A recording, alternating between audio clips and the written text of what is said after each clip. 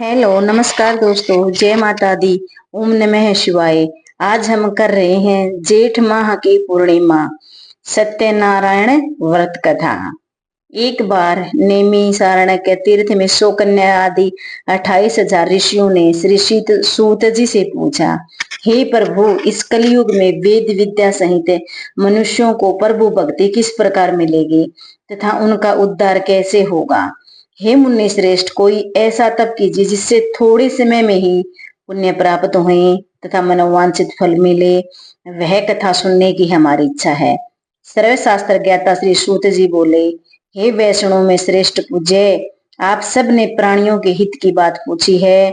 अब मैं उस श्रेष्ठ व्रत को आप लोगों से कहूंगा जिस व्रत को नारद जी ने लक्ष्मी नारायण जी से पूछा था और लक्ष्मीपति से मुनि श्रेष्ठ नारद जी ने कहा था, सो ध्यान से सुनो। एक समय योगी राज नारद जी दूसरों के हित की इच्छा से अनेक लोकों में घूमते हुए मृत्यु लोक में आ पहुंचे। यहाँ अनेक योनियों में जन्मे हुए प्राय सभी मनुष्यों को अपने कर्मों द्वारा अनेकों दुखों से पीड़ित देखकर सोचने लगे कि किस यत्न के करने से निश्चय ही मनुष्य के दुखों का नाश हो सकेगा। ऐसा मन में सोचकर विष्णु लोक को गए। वहां श्वेत वर्ण और 4 भुजाओं वाले देवों के ईसा नारायण का, जिसके हाथ में शंख चक्र गदा और पद्म थे तथा वरमाला पहने हुए थे, देखकर स्तुति करने लगे। हे भगवान, आप अत्यंत शक्ति से संपन्न हैं। मन और वाणी भी आपको नहीं पा सकती। आपका आदि मध्यम और अंत नहीं है। आप निर्गुण स्वरूप सृष्टि के कारण तथा भक्तों के दुखों को नष्ट करने वाले हो। आपको मेरा नमस्कार है। नारद जी ने इस प्रकार की स्तुति सुनकर भगवान विष्णु बोले, हे मुनि श्रेष्ठ, आपके मन में क्या है? आपका किस काम के लिए आगमन हुआ है? निसंकोच कहो। तब नारद जी मुनि बोले, मृत्यु लोक में सब मनुष्य जो अनेक योनियों में पैदा हुए हैं, अपने अपने कर्मों के द्वारा अनेक दुखों से दुखित हो रहे हैं। हे नाथ, मुझ पर दया रखते हो तो बताइए कि उन मनुष्यों के सब दुख थोड़े से ही प्रयत्न से कैसे दूर हो सकते हैं। श्री भगवान जी बोले, हे नारद, मनुष्यों की भलाई के लिए तुमने बहुत ही अच्छी बात पूछी है।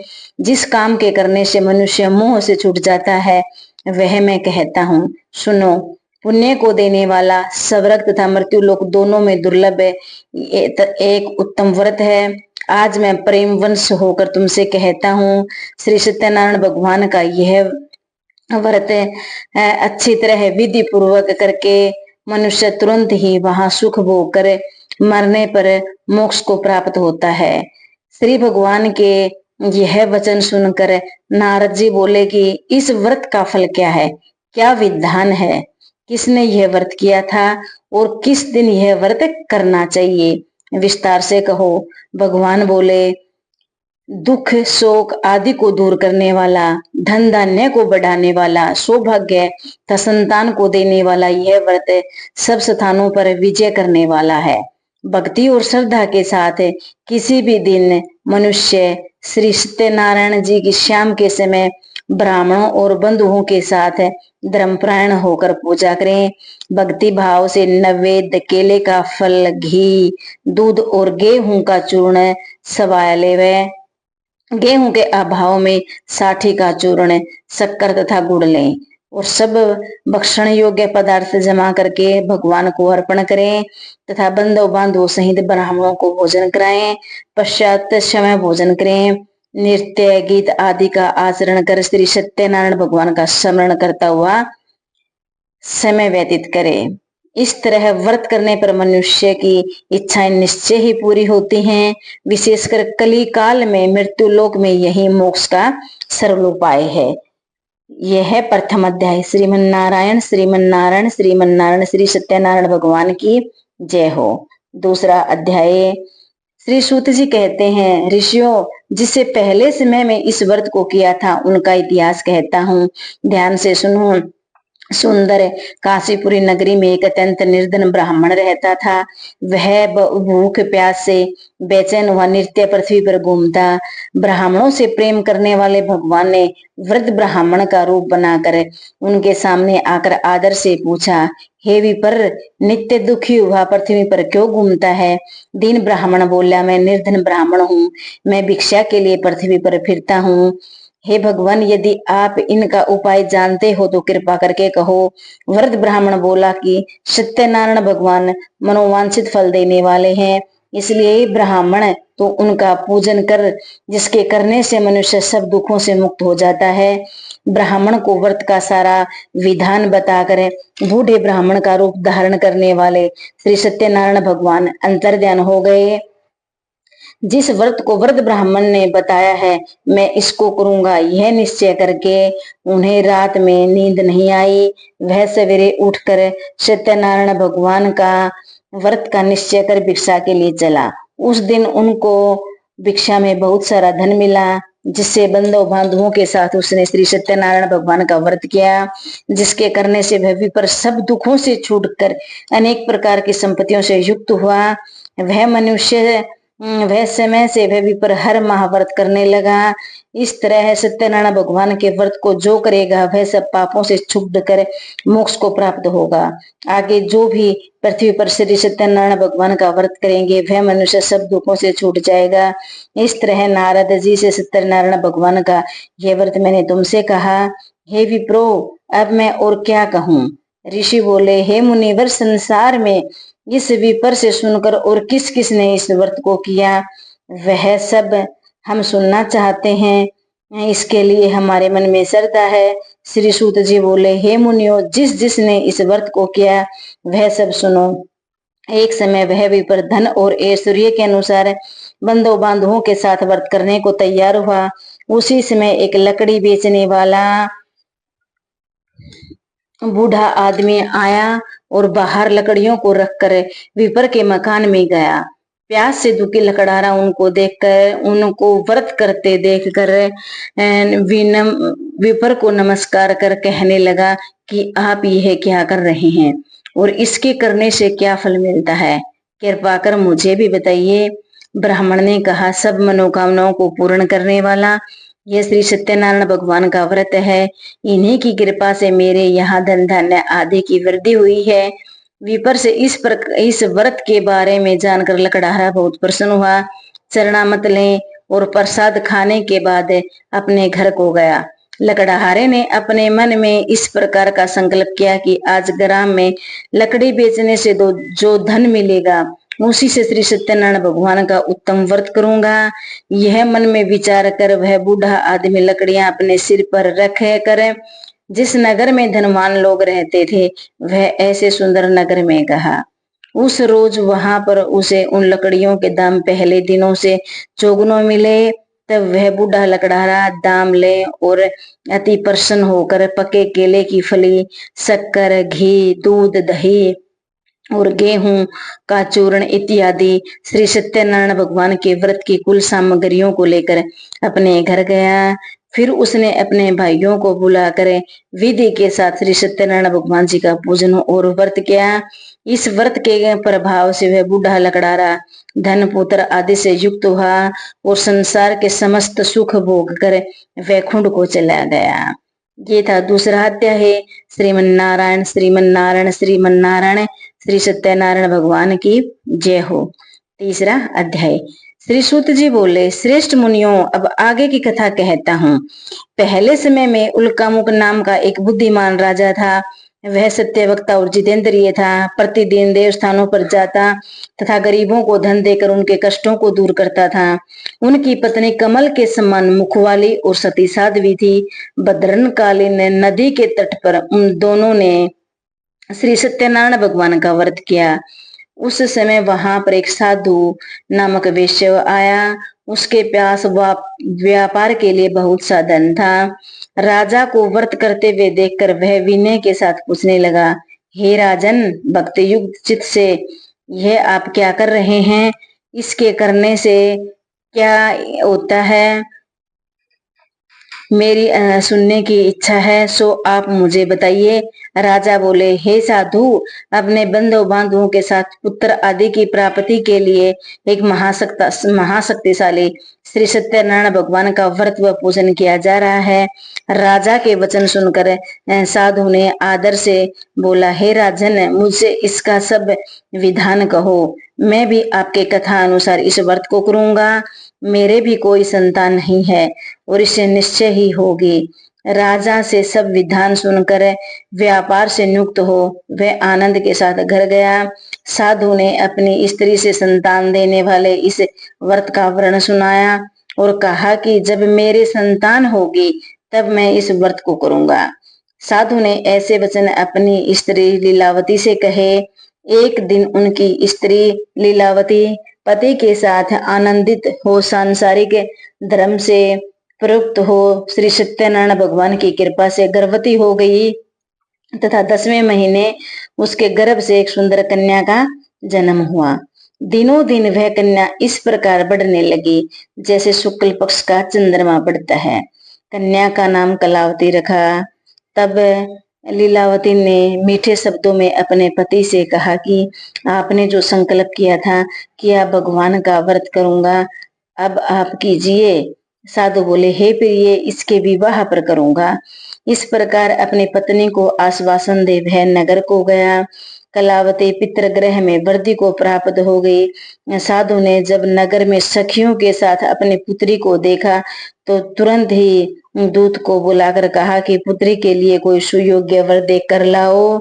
साधु की आज्ञा पाकर दूत कंचन नगर पहुंचा और वहां पर खोज और देखभाल कर लड़की के लिए सुयोग्य वणिक पुत्र को ले आया। उस सुयोग्य लड़के को देखकर साधु ने अपने बंधु बांधवों सहित प्रशंसित अपनी पुत्री का विवाह उसके साथ कर दिया। किंतु विवाह के दुर्भाग्य से विवाह के समय भी उस व्रत को करना भूल गया। तब श्री सत्यनारायण भगवान क्रोधित हो गए और श्राप दिया कि तुम्हें दारुण दुख प्राप्त हो। अपने कार्य में कुशल साधु अपनी जय माता सहित समुद्र के समीप स्थित रत्नापुर नगर में गया। वहां दोनों ससुर जमाई चंद्रकेतु नगर के उस नगर में व्यापार करने लगे। एक बार भगवान श्री सत्यनारायण की माया से प्रेरित होकर चोरों ने घबरा कर भागा जा रहा था, किंतु राजा के दूतों को आता देखकर चोर राजा का धन चुरा कर भागते हुए राजा के धन को वहीं चुपचाप रख दिया जहां वे ससुर जमाई ठहरे हुए थे। तब दूतों ने उस साधु वेश्या के पास जाकर के धन को रखा देखा तो दोनों को बंधक बनाकर ले गए और प्रसन्नता से दौड़ते हुए राजा के समीप जाकर बोले, यह दो चोर हम पकड़ कर लाए हैं, देखकर आज्ञा दें। तब राजा की आज्ञा से उनको कठोर कारावास में डाल दिया गया और उनका सब धन छीन लिया गया। श्री सत्यनारायण भगवान के श्राप द्वारा उनकी पत्नी घर पर बहुत दुखी हुई और जो घर पर जो धन रखा था चोर चुरा कर ले गए। शारीरिक व मानसिक पीड़ा तथा भूख प्यास से अति दुखी हो अन्न की चिंता में कलावती एक ब्राह्मण के घर गई। वहां उसने श्री सत्यनारायण भगवान का व्रत होते देखा, फिर कथा सुनी तथा प्रसाद ग्रहण कर रात को घर आई। माता ने कलावती से पूछा, हे पुत्री, अब तक कहाँ रही, वह तेरे मन में क्या है? कलावती बोली, हे माँ, मैंने आज एक ब्राह्मण के घर में श्री सत्यनारायण भगवान का व्रत देखा है। कन्या के वचन सुनकर लीलावती भगवान श्री सत्यनारायण के पूजन की तैयारी करने लगी। लीलावती ने परिवार और बंधुओं सहित श्री सत्यनारायण भगवान का पूजन किया और वर मांगा कि मेरे पति और दामाद शीघ्र घर आ जाएं। साथ ही प्रार्थना की कि हम सबका अपराध क्षमा करो। श्री सत्यनारायण भगवान इस वर्ष से संतुष्ट हो गए और राजा चंद्रकेतु को स्वप्न में दर्शन देकर कहा, हे राजा, दोनों वेश्यों को प्रातः ही छोड़ दो। उनका सब धन जो तुमने ग्रहण किया है दे दो, नहीं तो मैं तेरा धन, राज्य, पुत्र आदि सब नष्ट कर दूंगा। राजा से ऐसा वचन कहकर भगवान अंतर्ध्यान हो गए। प्रातःकाल राजा चंद्रकेतु ने सभा में अपना सौपन सुनाया। फिर दोनों वणिक पुत्रों को कैद से मुक्त कर सभा में बुलाया। दोनों ने ही आते ही राजा को नमस्कार किया। राजा मीठे वचनों से बोला, हे महानुभावों, भाविवंश, ऐसा कठिन दुख तुम्हें प्राप्त हुआ है, अब तुम्हें कोई भय नहीं है। ऐसा कहकर राजा ने उनको नए नए वस्त्राभूषण पहनाए तथा उनका जितना धन लिया था उससे दुगना धन देकर आदर से विदा किया। दोनों वैश्य पुत्र अपने घर को चल दिया। ये था तीसरा अध्याय। श्रीमन नारायण नारायण नारायण, श्रीमन नारायण नारायण, श्री सत्यनारायण भगवान की जय। अब है चौथा अध्याय। सूत जी बोले, वैश्यों ने मंगलाचार करके यात्रा आरंभ की और अपने नगर को चल दिए। उनके थोड़ी दूर निकलने पर दंडी वेशधारी श्री सत्यनारायण भगवान ने उनसे पूछा, हे साधु, तेरी नाव में क्या है? अभिमानी वणिक हंसता हुआ बोला, हे दंडी, आप क्यों पूछते हो? क्या धन लेने की इच्छा है? मेरी नाव में तो बेल और पत्थर भरे हुए हैं। वैश्यों का कठोर वचन सुनकर श्री सत्यनारायण भगवान ने कहा, तुम्हारा वचन सत्य हो। दंडी ने ऐसा कहकर वहां से दूर चले गए। कुछ दूर जाकर समुद्र के किनारे बैठ गए। दंडी के जाने पर वैश्यों ने नित्य क्रिया करने के बाद नाव को ऊंची उठकर अचंबा किया। तब नाव में बेल और पत्ते आदि सब देखकर मूर्छित हो जमीन पर गिर पड़ा। फिर मूर्छा खुलने पर अत्यंत शोक प्रकट करने लगा। तब उनका दामाद बोला, आप शोक न करें, यह दंडी का श्राप है, अतः उनकी शरण में चलना चाहिए, तभी हमारी मनोकामना पूर्ण होगी। दामाद के ऐसे वचन सुनकर वह दंडी के पास पहुंचा और अत्यंत भक्ति से प्रसन्न भक्ति भाव से नमस्कार करके बोला, मैंने जो आपसे असत्य वचन कहे थे उनको क्षमा करो। ऐसा कहकर महान शोकातुर हो रोने लगा। तब दंडी भगवान बोले कि हे वणिक पुत्र, मेरी आज्ञा से बार बार तुम्हें दुख प्राप्त हुआ है, तू मेरी पूजा से विमुख हुआ है। साधु बोला, हे भगवान, आपकी माया से ब्रह्मा आदि देवता भी आपके रूप को नहीं जानते, तब मैं अज्ञानी कैसे जान सकता हूँ? आप प्रसन्न होइए, मैं सामर्थ्य के अनुसार आपकी पूजा करूंगा। मेरी रक्षा करो और पहले के समान नौका में धन भर दो। उसके भक्ति भाव वचन सुनकर भगवान प्रसन्न हो उनकी इच्छा अनुसार वर देकर अंतर्ध्यान हो गए। तब उन्होंने नाव पर आकर देखा कि नाव धन से परिपूर्ण है। फिर वह श्री सत्यनारायण भगवान का पूजन करे साथियों सहित अपने नगर को चला। भगवान का पूजन कर साथियों सहित अपने नगर को चला। जब अपने नगर के निकट पहुंचा तब दूत को घर भेजा। दूत ने साधु के घर जा उसकी स्त्री को नमस्कार कहा कि साधु अपने दामाद सहित इस नगर के समीप आ गए हैं। ऐसा वचन सुन साधु की स्त्री ने बड़े हर्ष के साथ श्री सत्यनारायण भगवान का पूजन कर पुत्री से कहा, मैं अपने पति के दर्शन को जाती हूँ, तू कार्य पूर्ण कर शीघ्र आ। माता के ऐसे वचन सुनकर कलावती प्रसाद छोड़कर जल्दी में पति के पास गई। प्रसाद की अवज्ञा के कारण श्री सत्यनारायण भगवान ने रुष्ट हो उनके पति को नाव सहित पानी में डुबो दिया। कलावती अपने पति को न देखकर रोती हुई जमीन पर गिर पड़ी। इस तरह नौका को डूबा हुआ तथा कन्या को रोता हुआ देख साधु दुखी होकर बोला, हे प्रभु, मुझसे या मेरे परिवार से जो भूल हुई है उसे क्षमा करो। उसके दीन वचन सुनकर श्री सत्यनारायण भगवान प्रसन्न हो गए और आकाशवाणी हुई, हे साधु, तेरी कन्या मेरे प्रसाद को छोड़कर आई है, इसलिए इसका पति अदृश्य हुआ है। यदि वह घर जाकर प्रसाद खाकर लौटे तो उसे पति अवश्य मिलेगा। ऐसी आकाशवाणी सुनकर कलावती ने घर पहुंचकर प्रसाद खाया और फिर आकर पति के दर्शन किए। तत्पश्चात साधु ने बंधु बांधवों से श्री सत्यनारायण भगवान का विधि पूर्वक पूजन किया तथा इस लोक का सुख भोग कर अंत में स्वर्गलोक को गया। हे श्रीमन नारायण श्रीमन नारायण श्रीमन नारायण श्रीमन नारायण, श्री सत्यनारायण भगवान की जय हो। अब है 5वां अध्याय। सूत जी बोले, हे ऋषियों, मैं और भी ये कथा कहता हूँ, सुनो। प्रजा काल में लीन तंग ध्वज नाम का एक राजा था। उसने भी भगवान का प्रसाद त्याग कर बहुत बड़ा दुख पाया। एक वन में जाकर वन्य पशुओं को मारकर बड़ के पेड़ के नीचे आया। वहां उसने ग्वालों को भक्ति भाव से बांधवों सहित श्री सत्यनारायण भगवान का पूजन करते देखा। राजा देखकर भी अभिमान वंश वहां नहीं गया और न ही नमस्कार किया। तब ग्वालों ने श्री सत्यनारायण भगवान का प्रसाद उनके सामने रखा तो वह प्रसाद त्यागकर अपनी नगरी को चला गया।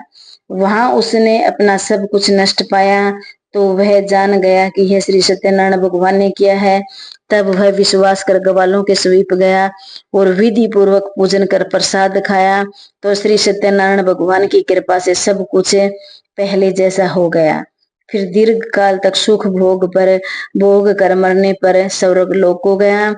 जो मनुष्य इस परम दुर्लभ व्रत को कहेगा, श्री सत्यनारायण भगवान की कृपा से उसे धन धान्य की प्राप्ति होगी। इस व्रत को करने से निर्धन धनी बंधु बांधवों से मुक्त होकर निर्भय हो जाते हैं। संतानहीनों को संतान की प्राप्ति होती है तथा उसके सब मनोरथ पूर्ण हो वैकुंठ धाम को जाते हैं। जिन्होंने पहले इस व्रत को किया था, अब मैं उसके दूसरे जन्म की कथा कहता हूँ। वर्ध शतानंद ब्राह्मण ने सुदामा का जन्म लेकर मोक्ष को पाया। लकड़हारे ने अगले जन्म में निषाद बनकर मोक्ष को प्राप्त किया। उल्कामुख नाम का राजा दशरथ होकर वैकुंठ को प्राप्त हुआ। साधु नाम के वैश्यों ने मोर ध्वज बनकर अपने पुत्र को ओर से चीरकर मोक्ष को प्राप्त किया और महाराज तुंगध्वज ने स्वयंभू होकर भगवान में भक्ति युक्त हो कर्म कर मोक्ष को प्राप्त किया। श्री सत्यनारायण भगवान की जय हो। नारायण नारायण नारायण नारायण नारायण नारायण नारायण। जेठम सत्यनारायण भगवान की कथा संपन्न हुई। अब श्री सत्यनारायण भगवान जी की आरती। ओम जय लक्ष्मी रमणा स्वामी जय लक्ष्मी रमणा सत्यनारायण स्वामी जन पालक हरिणा। ओम जय लक्ष्मी रमणा रतन जड़ित सिंहासन अद्भुत छवि राजे स्वामी अद्भुत छवि राजे। नारद करत निरंजन नारद करत निरंजन घंटा ध्वनि बाजे। ओम जय लक्ष्मी रमणा प्रकट भय कील कारण द्विज को दरस दियो स्वामी द्विज को दरस दियो। बूढ़ो ब्राह्मण बन कर कंचन महल कियो स्वामी जय लक्ष्मी रमणा। दुर्बल भील कराल जिन पर कृपा करी स्वामी जिन पर कृपा करी। चंड मुंड एक राजा चंड मुंड एक राजा जिनकी विपदा हरी। ओम जय लक्ष्मी नारायण वैश्य मनोरथ पाया सरदा तज दीनी स्वामी सरदा तज दीनी। सो फल भोग प्रभु जी फिर स्तुति ही कीनी। जय लक्ष्मी नारायण भाव भक्ति के कारण छिन छिन रूप धरो स्वामी छिन छिन रूप धरो। सरधा धारण कीने तिन को काज सरो स्वामी तिन को काज सरो। ग्वाल बाल संग राजा वन में भक्ति करी स्वामी वन में भक्ति करी। मन वांछित फल दीनो वन वांछित फल दीनो। दीन दयालु हरि स्वामी दीन दयालु हरि। चढ़द प्रसाद सवायो कदली फल मेवा स्वामी कदली फल मेवा। धूप दीप तुलसी से राजी धूप दीप तुलसी से राजी। सतदेवा स्वामी सतदेवा। श्री सत्यनारायण स्वामी की आरती जो कोई गावे स्वामी जो कोई गावे कहत सियानंद स्वामी कहते हरि हर स्वामी मन वांछित फल पावे। ओम जय लक्ष्मी रमणा, स्वामी जय लक्ष्मी रमणा। सत्यनारायण स्वामी जन पातक हरणा, स्वामी जन पातक हरणा। धन्यवाद दोस्तों। श्री सत्यनारायण भगवान की पूरी कथा आरती सहित वीडियो अच्छी लगी हो तो चैनल को लाइक और सब्सक्राइब करें। धन्यवाद दोस्तों।